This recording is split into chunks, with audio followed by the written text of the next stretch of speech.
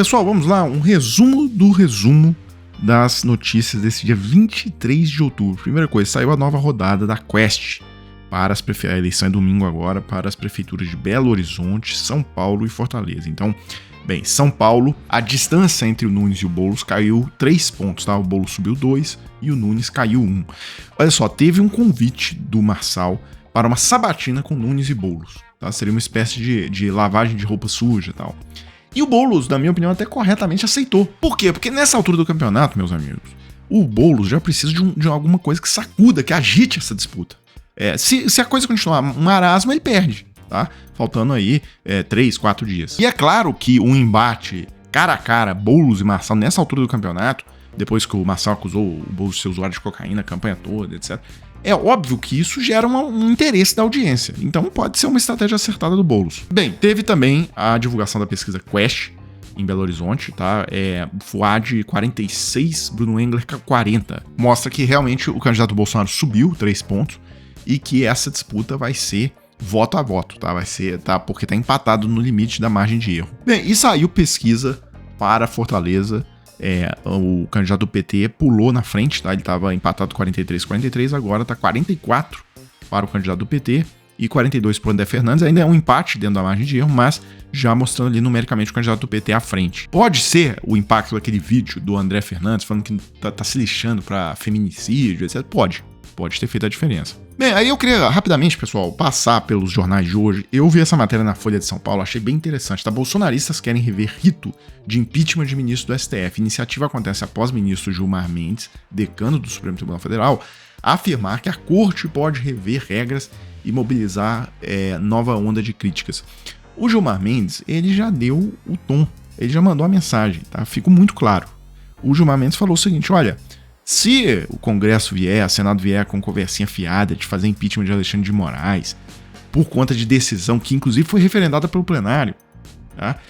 Ou seja, o Alexandre de Moraes não cometeu nenhum crime, ele não desviou dinheiro. Então, assim, por que vai ter impeachment de Alexandre de Moraes? E aí o Gilmar diz assim, abre aspas, se viesse por acaso a tramitar um processo contra um ministro, certamente haveria discussão sobre se essa lei do impeachment, acho que se eu não me engano ela é de 1950, se essa lei foi recepcionada pela Constituição Federal de 1988, né, a nossa atual Constituição.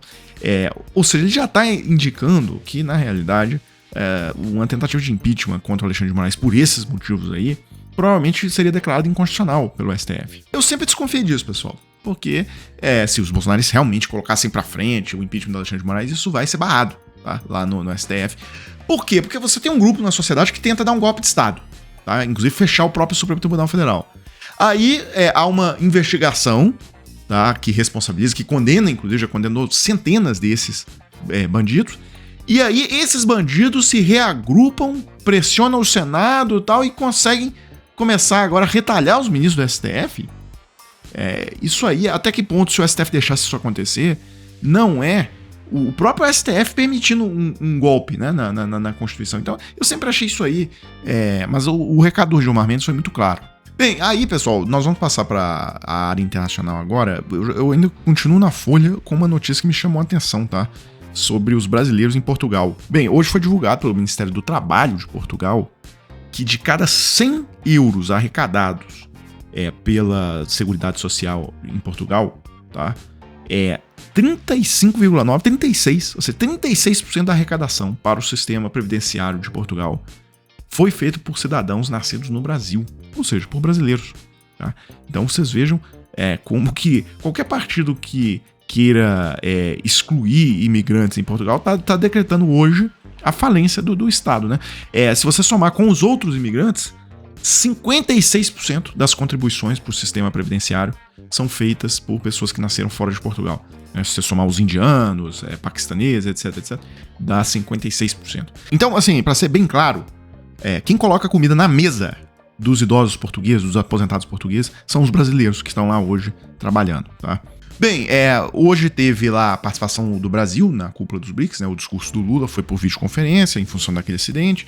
Nenhuma novidade, né? Tudo o que ele disse lá já é o que ele vem repetindo já há muito tempo. Bem, sobre esse assunto ganhou destaque hoje essa notícia do criador dos BRICS, né?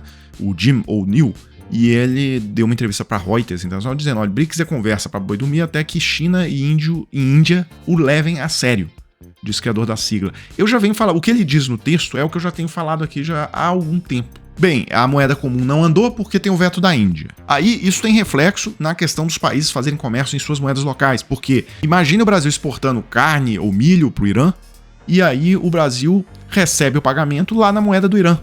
O que o Brasil faz com isso? Aí o Brasil precisa importar trigo da Argentina, a Argentina não aceita a moeda do Irã. O Brasil precisa importar fertilizante da Rússia, a Rússia não aceita a moeda do Irã. Ou o Brasil precisa importar partes de carros elétricos ou carros elétricos da China. O vendedor chinês, ele quer o pagamento em dólar. Então o resumo da obra é o que eu já disse aqui várias vezes, as moedas não são conversíveis, tá? Essas moedas, o real brasileiro, o rublo russo, nenhuma dessas moedas, a moeda lá do Emirados Árabes, a moeda da Arábia Saudita, a moeda do Irã, essas moedas não são conversíveis, tá? Outro dia eu disse isso aqui na página, alguém comentou assim, falou, não, mas aí é só esperar o Brasil ter alguma coisa para comprar do Irã, e aí o Brasil faria o pagamento na moeda iraniana, usaria essa moeda. O problema é o seguinte, o fluxo de comércio, o Brasil é estruturalmente superavitário com a China, o Brasil é estruturalmente superavitário com o Irã, ou seja, o Brasil sempre está acumulando mais saldo com esses países. Então, a cada dia que se passasse, o Banco Central brasileiro ia ter mais moeda do Irã acumulada, e isso seria catastrófico, né? Porque, na verdade, o Irã tem uma inflação elevada, tal, é uma moeda que ela não vale nada, na verdade. Ela tem um valor, ela perde valor para inflação rápida e etc.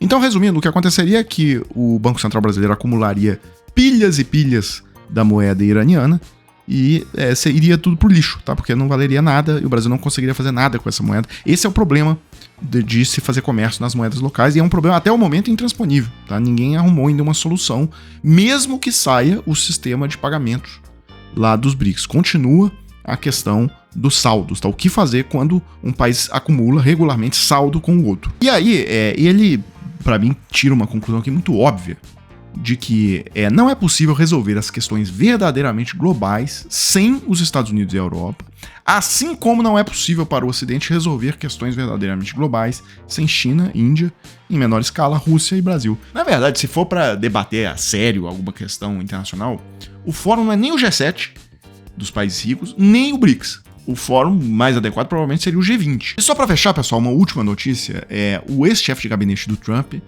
disse que ele se enquadra na definição de fascista e prefere a abordagem de ditador, dizendo que se o Trump ganhar, o Trump vai partir para introduzir uma ditadura nos Estados Unidos, mas isso já era muito claro, inclusive da postura dele lá do 6 de janeiro, né, quando ele tentou dar um golpe, quando ele perdeu. Só ali já o cara não deveria nem ser cogitado mais para qualquer cargo público. Bem, ele também falou lá que o Trump é admirador do Hitler e tal, mas que não entende nada de história. Também tudo isso a gente já sabia, né, pessoal? Não tem nenhuma novidade aqui. Pessoal, então é isso pra gente encerrar. Se você tiver interesse de trabalhar a partir da sua casa, tá? Pelo celular ou computador. Pois você sabia que pela internet tem várias formas de você trabalhar e ganhar seu dinheiro de forma honesta, tá? Então, se você tiver interesse de conseguir uma renda extra trabalhando de casa, eu vou deixar o link aqui na descrição do vídeo. Se você clicar, vai entrar em contato com o Thiago e lá ele vai te mostrar o passo a passo. Pessoal, então é isso, né? Eu fecho o vídeo agora e volto em uma próxima oportunidade.